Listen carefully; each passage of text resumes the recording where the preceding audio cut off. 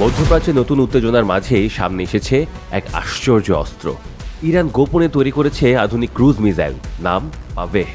অনেকে একেই বলছেন ইরানিয়ান টমাহক, কারণ এর ক্ষমতা আমেরিকার টমাহক মিসাইলেরই সমতুল্য বটে।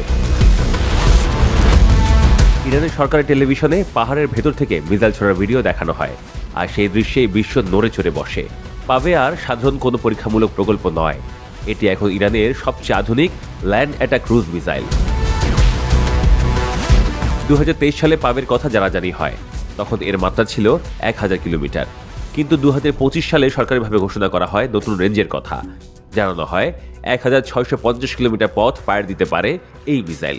এই দূরত্ব ইরানের অভ্যন্তরে থেকে সহজেই ইসরায়েল ও মধ্যপ্রাচ্যের সব মার্কিন ঘাঁটিকে আঘাত করতে সক্ষম। পাভেহ মিসাইলের বাহ্যিক ডিজাইন ক্লাসিক সাবসনিক ক্রুজ মিসাইলের মতো, গোল সিলিন্ডার আকৃতি। লঞ্চারের বাইরে বের হওয়ার পর ডানা খুলে যায়। বডির নিচে টার্বোজেট ইঞ্জিনের এয়ার ইনটেক। প্রধান ইঞ্জিন হল ইরানের তৈরি তলু 10 বা তলু 13। এগুলো চেক রিপাবলিকের TJ-100 এর মডেলের ঢগে তৈরি করা হলেও সম্পূর্ণ দেশীয় ঘরানার। ইঞ্জিনটি মাক 0.8 গতিতে দীর্ঘ 1650 কিলোমিটার উড়ে যেতে পারে। এই মিসাইলের বড় শক্তি হল এর লো অ্যালটিটিউড ফ্লাইট। এটি ভূমি বা সমুদ্রপৃষ্ঠ থেকে মাত্র কয়েক মিটার উপরে থেকেও উঠতে পারে। রাডার যেন এটিকে সহজে ধরতে না পারে, সেজন্য পাভেহ ব্যবহার করে চেরকম সিস্টেম। এই সিস্টেম ভূপ্রকৃতির মানচিত্রের সাথে বাস্তব দৃশ্য মিলিয়ে উচ্চতা ও পথ ঠিক করে।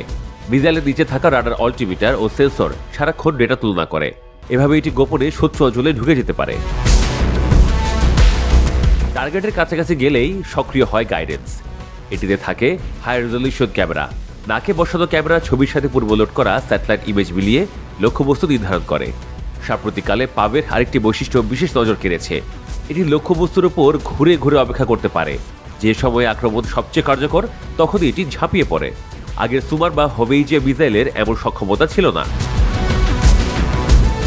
বিশ্বের ব্যয়বহুল টমাহক ব্লক বা স্টর্ম শ্যাডো মিসাইলেই এমন প্রযুক্তি দেখা যেত। এখন সেই ক্ষমতা পাওয়া গেছে ইরানের সম্পূর্ণ নিজস্ব মিসাইলে। পাভেহের আরেকটি বড় বৈশিষ্ট্য হল দলবদ্ধ আক্রমণ।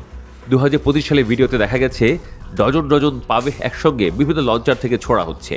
একই সময়ে কেবার শেকান ও কদর ব্যালিস্টিক মিসাইলও ছোড়া হয়। এভাবে শত্রু প্রতিরক্ষা ব্যবস্থা ভেঙে দেওয়ার লক্ষ্যই ইরানের। এই অস্ত্রগুলো রাখা হয়েছে পাহাড় ভেদ করে বানানো গভীর ভূগর্ভস্থ ঘাঁটিতে। টানেলগুলো কয়েকশো মিটার গভীর। মোবাইল লঞ্চারগুলো এক টানেল থেকে আরেক টানেলে দ্রুত সরে যেতে পারে। প্রয়োজনে টানেলের মুখ থেকেই মিসাইল ছোড়া যায়। ফলে প্রথম আঘাতে সব মিসাইল ধ্বংস করা প্রায় অসম্ভব। পাভের ওয়ারহেড 400 থেকে 500 কেজি বিস্ফোরক বহন করতে পারে। ব্যালিস্টিক মিসাইলের তুলনায় ছোট হলেও নিখুঁত ও গোপন আক্রমণের ক্ষমতা একে ভীষণ কার্যকর করে তুলেছে। এটি সহজে বিমান ঘাঁটি, কমান্ড পোস্ট, জ্বালানি ডিপো বা বিদ্যুৎ কেন্দ্র ধ্বংস করতে পারে। মাত্র 2 বছরের মধ্যে নিষেধাজ্ঞায় জর্জরিত ইরানের এমন আধুনিক ক্রুজ মিসাইল তৈরির ঘটনা চমকপ্রদ। আমেরিকা, রাশিয়া বা ইউরোপও চমকে গেছে। এই কারণেই 2025 জুড়ে ইসরায়েল ও যুক্তরাষ্ট্রের গোয়েন্দা রিপোর্টে বারবার উচ্চারিত হয়েছে একটাই নাম, পাভেহ।